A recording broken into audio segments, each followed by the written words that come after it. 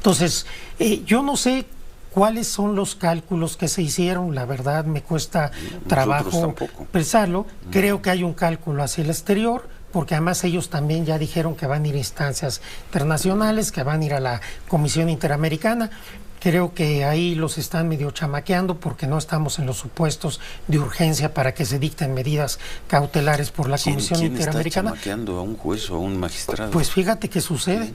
¿Pero fíjate que sucede. ¿Son tan ingenuos? Pues no sé si son tan... Pues no lo sé. ¿Los jueces y magistrados? Pues no lo sé, pero desde hace tiempo esta cuestión de ir a la Comisión Interamericana se ha socializado mucho. Tienen ahí un abogado que les cobra y han llevado muchas cosas a la Comisión Interamericana, instancias internacionales. Están en su derecho, pero el punto es que lo que sí es complicado pues es este paro. Lo entiendo ante la falta de piloto, ante la desesperación, pero ahora ya ni siquiera quieren negociar, ahora ya es un chantaje. Se desecha la reforma. Dudo mucho que tengan éxito.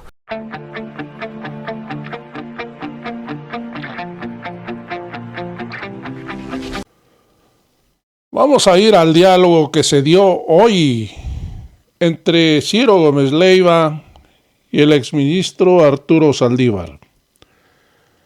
Para el exministro de la Suprema Corte, el paro en el Poder Judicial es resultado de las acciones de Norma Piña que dejaron en la orfandad a jueces y magistrados por falta de su liderazgo de Norma Piña. Además, asegura que su causa no es popular y hay quienes están chamaqueando a jueces y magistrados, pues no tienen derecho a hacer un paro y duda que tengan éxito con esas acciones, evitar la reforma al Poder Judicial. Vamos a ir a este interesante programa, pero antes vamos a escuchar qué dijo el presidente López Obrador sobre este paro de los jueces que se va a llevar mañana miércoles, al primer minuto del día miércoles. El presidente López Obrador, como siempre, dice que a lo mejor hasta le hacen un favor al pueblo de México. Así ya no van a soltar a delincuentes, no van a desbloquear cuentas a delincuentes, no van a amparar cuentas a delincuentes, porque para ese tipo de gente la justicia sí está al tanto. Pero para el pueblo de México, que no tiene millones para sobornar a estos jueces, la justicia está parada. Amigos y amigas, vamos a escuchar al presidente Andrés Manuel López Obrador. Irse los del Poder Judicial a una huelga. A la mayoría de los mexicanos no les va a importar. Yo les diría con toda franqueza y también respeto, de que hasta nos va a ayudar a que si no están los jueces, no están magistrados, no están ministros en activos, tenemos cuando menos la garantía de que no van a dejar libres a delincuentes del crimen organizado. Pues ya escuchamos al presidente López Obrador. Posiblemente sí tenga la razón. Los que están encarcelados porque no tienen para un buen abogado, porque no tienen millones, seguramente ni cuenta se van a dar de que hay un paro judicial. Ya que han pasado años y años y no llega la sentencia por no tener dinero, por no tener un palancazo, por no tener con qué pagar a un buen abogado. Amigos, vamos a ir ahora sí al diálogo que se dio entre Arturo Saldívar y Ciro Gómez Leiva, que como siempre, defendiendo al Poder Judicial. Vamos a ir al video. Arturo Saldívar, que mañana ya adelantabas algo el martes de la semana pasada, pero de aquel martes al día de hoy tenemos mayor información sobre cómo viene la reforma al Poder Judicial. Sí. Un paro de trabajadores administrativos, si me permites llamarlos así, desde ayer en el Poder Judicial, y una votación de jueces y magistrados que resuelven ir a paro a partir del primer minuto de mañana. Te escuchamos, Arturo. Buenos días. ¿Qué tal? Buenos días, Ciro. Marco, buenos días. Buenos días, doctor. La verdad es que sí estamos en un día donde están pasando muchas cosas en relación con la reforma judicial. Ya me gustaría dejar al final del dictamen que sí es bien importante, porque lejos de lo que se dice, sí tuvo modificaciones que me parecen relevantes en el trabajo que hicieron en la Comisión de Puntos Constitucionales. El paro de trabajadores, que fue minoritario, pero el paro anunciado ya y votado por jueces y magistrados del Poder Judicial Federal para entrar en vigor el día de mañana, que incluso de alguna manera ha sido avalado ya por el Consejo de la Judicatura. Sacaron ayer en una sesión extraordinaria un acuerdo donde regula la justicia federal como si estuviéramos en la primera parte de la pandemia del COVID. Es casi una calca del acuerdo que en su momento se emitió para enfrentar la pandemia. A mí me parece que para poder aquilatar lo que está sucediendo, tenemos que poner en contexto de lo que ha pasado, por lo menos desde el último año. Esta reforma judicial fue anunciada por el presidente López Obrador hace más de un año. Claramente dijo que iba a mandar una iniciativa y que la iniciativa era para que hubiera voto popular de ministros, magistrados y jueces. Ante esta eventualidad, ¿qué se hizo en la Corte particularmente y en el Poder Judicial? Nada. No se hizo nada. No se buscó un acercamiento, dialogar, averiguar cómo podía venir la iniciativa. Incluso, como ya lo dije en alguna ocasión en esta misma mesa, se convocaron a foros el año pasado en el Congreso de la Unión, se invitó a la ministra presidenta a asistir y decidió no asistir, y el Poder Judicial decidió no participar, con una actitud que me parece quizás soberbia, arrogante, que la ha caracterizado en los últimos tiempos a la propia Corte y a la presidenta. Nosotros no participamos, nosotros somos un poder independiente, somos la Corte, estamos más allá de todos, no participamos. Viene la iniciativa el 5 de febrero de este año. ¿Qué sucede? Lo mismo. La Corte apuesta, la presidenta de la Corte apuesta que la reforma es electorera, que no se va a aprobar. Interviene de manera muy intensa y poco prudente, por decirlo menos, en el proceso electoral. Toma partido por la oposición, pensando que iba a perder Claudia Sheinbaum o que quizás no nos iba a alcanzar para la mayoría calificada.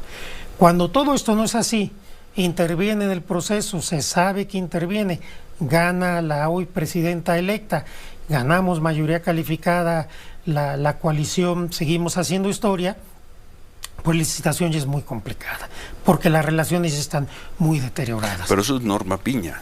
Norma Piña, sí, pero es que es muy importante, porque Norma Piña dejó sin liderazgo al Poder Judicial, dejó huérfanos a jueces y magistrados y trabajadores. A ella le correspondía, como representante del Poder Judicial, llevar a cabo las negociaciones y la defensa de jueces y magistrados. Lo que hoy hacen, desde mi punto de vista, los jueces y magistrados, es en la orfandad, al no haber encontrado nadie que estuviera generando el diálogo político que se debe haber hecho desde hace mucho. Vamos a conceder eso, Arturo, sí, tu razonamiento, pero ayer los jueces soberanos, independientes, adultos, informados, votaron. Sí, pero el contexto, cómo llegaron a votar eso, es derivado de que realmente, desde su punto de vista, sienten que las alternativas para poder gestionar esta reforma se han agotado. Y ellos han dicho... Perdón, yo no he escuchado a un solo juez o a un solo magistrado decir eso en público. Yo no... Que están en la orfandad, que no los informaron. Yo no he escuchado, trabajo periodístico, a un juez, a uno solo, o a un magistrado decir lo que tú estás diciendo. Yo estoy haciendo el análisis, basta ver lo que hizo y no hizo Norma Piña, lo que hizo y no hizo la Corte. Estamos en un paro y apenas hoy La Corte va a sesionar en privado. Ya se les adelantaron los jueces y los magistrados, ya se les adelantaron los trabajadores. Y cuando hay una institución donde tiene que haber alguien que tenga el liderazgo y no hay piloto, pasan las cosas que están pasando. La verdad. Ahora, dicen los magistrados y jueces, a quienes yo les tengo mucho respeto, los diálogos fueron una simulación. Yo no creo que hayan sido una simulación. Los foros. Se dijo siempre por los legisladores que había dos aspectos de la reforma que no iban a ser negociables, porque había un mandato popular. El primero, la votación popular de jueces y magistrados y ministros. Segundo, la separación o la reconfiguración del Consejo de la Judicatura Federal. Eso se dijo desde un inicio. Concediendo que los foros partieron de ese supuesto, prácticamente en todos los foros estuvieron representantes del Poder Judicial Federal y también de poderes judiciales de los estados. Y sí se hicieron en el dictamen importantes modificaciones que, claro, no cambian la esencia, porque desde el principio los legisladores fueron muy claros el tema de la elección popular. A mí me parece comprensible que los jueces y magistrados pues estén muy preocupados por esta situación. Pero yo me pregunto, ¿cuál es la intención o cuáles son los objetivos o cuál es la estrategia que hay atrás de este paro? Supongo que tuvieron que haberlo analizado, haberlo replanteado. Supongo que la ministra Piña estaba enterada, pues es la presidenta de la Corte. ¿O no, Arturo? Pero aquí el tema, pues no. Si no es peor, pues aquí no. El tema es lo siguiente. ¿Qué objetivos pueden tener? A ver, si hacemos un análisis así breve. Sí. Creo que un primer objetivo es llamar la atención en el extranjero. Generar un ánimo de desprestigio del gobierno saliente, del gobierno entrante, de la propia reforma, poner en duda que si el Estado de Derecho, si la democracia, impactar en los mercados para que desde ahí venga una presión. Si me permites interrumpirte, el jueves estuvo sentado ahí un juez federal, el juez Gómez Fierro, y nos dijo que su objetivo, su primer objetivo, era oponerse a que lo destituyeran, a que dejara de ser juez por el hecho de ser juez. Esa es la reforma, Arturo. ¿Por qué empezamos a hablar de mercados internacionales? Es que ellos, los paros, como jueces, la reforma, según entendemos, en el 2027, que será la elección de jueces, pero el 25 serán vacantes, ¿no? No, es la mitad. De magistrados. La mitad de jueces, magistrados, ministros. No es nada más de magistrados. Bueno, lo que sea, en el 25, más a mi favor en este argumento. Van a dejar de ser jueces por el simple hecho de ser jueces. A ver, eso dice la reforma. Déjame terminar. ¿Qué tienen que ver los mercados internacionales? A ver, obviamente, lo que ellos buscan es que no pase la reforma judicial, pero cuando haces un paro, lo haces con qué objetivo. ¿Por qué el paro va a impedir la reforma? Nos los dijo la presidenta de la asociación, echar abajo la reforma. Pero ¿cómo puedes echar abajo una reforma con un paro? Primero, creo yo que el objetivo es hacia el exterior, buscar presiones externas hacia el proceso legislativo mexicano. Creo que ese es un primer objetivo hacia el exterior, que me parece, pues al menos delicado. Esa es mi lectura, porque tú haces un paro para que no haya una reforma, porque buscas que pasen cosas que impidan la reforma. Ellos nos dicen, con los que hemos hablado, y en público, no en privado, en público, nos dicen porque nos quieren sacar de nuestro trabajo. A ver, no sé por si no me estoy explicando. A ver, tenemos que hacer una pausa. 8:20, volvemos. 8:25, perdón, Arturo, nos ganó el corte, estábamos en una discusión. Sí, yo decía una cosa es, hay que distinguir el objetivo final. Obviamente el objetivo final es parar la reforma.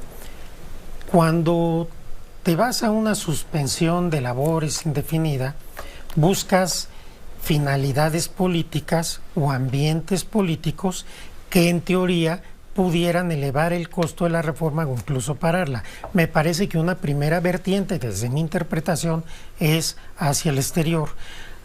Lo que no me queda claro es cuál es la vertiente o cuál es el objetivo o qué impacto creen que van a tener hacia el interior. Porque su causa es claro que no es popular. Es una causa totalmente impopular, quedó clarísima Más en la o menos, votación del 2 de junio. Depende cuál tomemos, ¿no? Bueno, 36 millones de votos podemos o podemos 54 tomar, a ¿no? 46 en las legislativas. Pero Depende sí, qué dato tomemos. Depende el proyecto de Claudia 46% Sheinbaum de la población.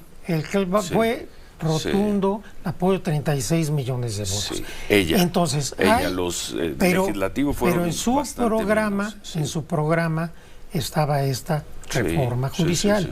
Consecuentemente, a mí me parece que el limitar el acceso a la justicia de la gente no les va a generar apoyo popular. Desde mi punto de vista va a generar un mayor repudio popular. Lo veremos. No sé qué es lo que espera, no sé qué cálculo hicieron, cuánto piensan que puede durar la justicia semiparalizada en México. Esto solamente pasó en la pandemia y durante un breve tiempo, porque después se abrió mucho más que lo que ahora piensan. ¿Les van a seguir pagando? No sé, por ejemplo, jueces y magistrados no tienen derecho a huelga. Entonces, esto no es una huelga, es un paro. De actividades. No van a estar trabajando. Se les va a seguir pagando porque ellos decidieron no trabajar. Esta es una cuestión que tendrá que decidir el Consejo de la Judicatura Federal. ¿Se les paga, no se les paga? Cuando no están ejerciendo un derecho, hay que tenerlo claro, no tienen derecho a hacer un paro. Lo están haciendo ante una situación extrema que se entiende, pero no tienen derecho a hacerlo. Eso es muy importante. No tienen derecho legal. No tienen derecho legal ni constitucional a paralizar la justicia. Ahora, en estricto sentido, el hecho de que los trabajadores estén en huelga, pues ya inhabilita la función de tribunales y juzgados. Primero, los trabajadores no están en huelga. Tampoco puede haber huelga. Tampoco los trabajadores pueden tener huelga. Es una función pública. Pero no están en paro todos los trabajadores, cierto grupo de trabajadores están en paro. El sindicato mayoritario hasta este momento no lo está, pero sí lo van a estar los jueces y magistrados, y con eso pues se paraliza por completo la justicia federal, salvo casos urgentes, que pues obviamente son muchos menos que los casos que se resuelven cotidianamente. Entonces, yo no sé cuáles son los cálculos que se hicieron, la verdad me cuesta trabajo pensarlo. Creo que hay un cálculo hacia el exterior, porque además ellos también ya dijeron que van a ir a instancias internacionales, que van a ir a la Comisión Interamericana. Creo que ahí los están medio chamaqueando porque no estamos en los supuestos de urgencia para que se dicten medidas cautelares por la Comisión Interamericana. ¿Quién está chamaqueando? ¿A un juez o a un magistrado? Pues fíjate que sucede. ¿Pero fíjate que sucede. ¿Son tan ingenuos? Pues no sé si son tan... Pues no lo sé. ¿Los jueces y magistrados? Pues no lo sé, pero desde hace tiempo esta cuestión de ir a la Comisión Interamericana se ha socializado mucho. Tienen ahí un abogado que les cobra y han llevado muchas cosas a la Comisión Interamericana, instancias internacionales. Están en su derecho, pero el punto es que lo que sí es complicado pues es este paro. Lo entiendo ante la falta de piloto, ante la desesperación, pero ahora ya ni siquiera quieren negociar. Ahora ya es un chantaje. Se desecha la reforma. Dudo mucho que tengan éxito, porque una votación popular y un mandato popular como el que tuvimos el 2 de junio no se puede parar por aquellos que van a ser afectados por una reforma que tiene como finalidad un cambio de régimen y un cambio de sistema. No tiene como finalidad afectar a una persona u otra. Cuando hay cambios sociales, siempre que hay cambios sociales, siempre que hay cambios constitucionales, hay personas que resultan afectadas. Y las personas afectadas son las que están protestando. Sí, pero esta reforma busca beneficiar a la mayoría del pueblo de México. Entonces, pues sí, siempre cuando se dan cambios hay quienes resultan afectados. ¿Pero usted cree que los afectados, don Arturo, no tienen dudas legítimas respecto al contenido de la reforma? Yo creo que tienen dudas legítimas. Por eso decía que desde mi punto de vista esto se deriva de prácticamente 2 años de una política ausente, iba a decir errática, ausente, de diálogo y de construcción para una reforma que ya se había anunciado. Por supuesto que tienen dudas legítimas y hay gente de la academia o de la abogacía que puede tener dudas legítimas, otras no son dudas legítimas, son defensa de intereses. Pero para eso eran los foros. Ahora, pueden decir es que en los foros ya se había decidido previamente lo de la votación. Sí, pero eso se anunció hace más de 1 año.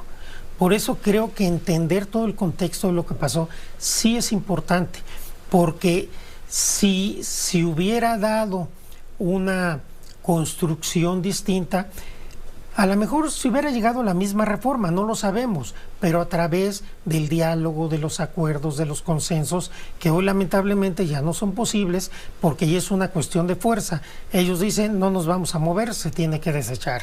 Y bueno, desde el punto de vista del movimiento que ganó la elección, pues decimos, tenemos un mandato popular. Lo dijo el presidente López Obrador, lo ha dicho la presidenta electa, lo dijeron los legisladores, no se engañó a nadie. El presidente fue muy claro con esta reforma desde hace un año. La iniciativa se presentó el 5 de febrero. Nadie se puede llamar engaño. Creo que las cartas se jugaron abiertas desde un principio. No pueden decir es que es un albazo de reforma. Albazo fue la de Zedillo 94. Esta reforma se socializó muchísimo. Lo que pasa es que no se tomó en serio desde mi punto de vista desde el Poder Judicial. Esa es otra cosa. El hecho, Arturo, es que los jueces y magistrados votaron por parar. Vamos a ver qué ocurre, vamos a ver qué ocurre ahí. Vamos a ver votaron qué tanto, por parar qué tanto resisten. Y el pueblo de México votó porque los elijamos popularmente. Yo me quedo con el pueblo, yo sí apuesto por la democracia y yo creo que difícilmente con esto se puede parar. ¿Lo que hicieron los jueces no es democrático?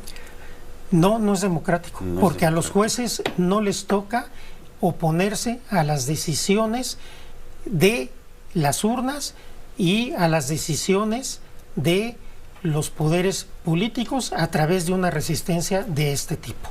No, no es el papel de los jueces decir, no nos parece una reforma porque nos afecta y no vamos a hacer nuestro trabajo. Es un movimiento que pudiéramos aceptar que tiene explicación, pero no, la democracia está en otro lado. A los jueces no les toca tomar un papel como el están tomando ahorita. Entiendo que ante la orfandad no les quedó otra alternativa. Pero, ¿qué tiene que ver la orfandad? Tiene mucho que ver, Ciro, tiene muchísimo que ver. Un juez es una persona preparada, un magistrado. Sí, nada más. Con voluntad, por supuesto. con capacidad de decisión. No creo que nadie haya engañado ni llevado a votar a un juez o magistrado. No, a ver, es que ayer creo que no, contra es su que creo que voluntad. no me sí, estoy sí, te explicando. entiendo. Nadie Distingo Sí, el sí. momento de la votación del paro con todo lo que venía no se ha hecho previo. un trabajo político previo Pues de sí. acercamiento. Pues sí, entonces los jueces ante eso. Perdón, un Sí. movimiento te vas a acercar cuando todos los días, Sí.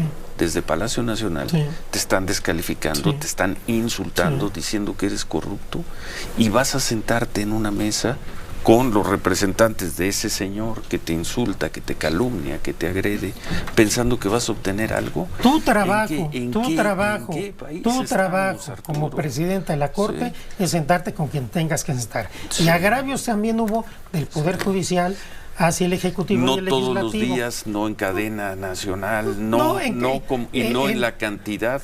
En Justicia TV, en las sesiones del Pleno, en entrevistas, en decisiones jurisdiccionales muy Nada que discutibles ver, que ahora fueron sí que el generando tamaño- este ambiente. el tamaño del Porque entonces mortero puedes decir, no tiene comparación, no, como en las mañaneras me dicen tal cosa, entonces yo digamos renuncio que a la política no había un y ambiente que se de lleve el tren a los acercamiento. jueces y magistrados. No se los lleva el tren, ¿No? los jueces. Yo sigo pensando que tienen autonomía, que tienen capacidad.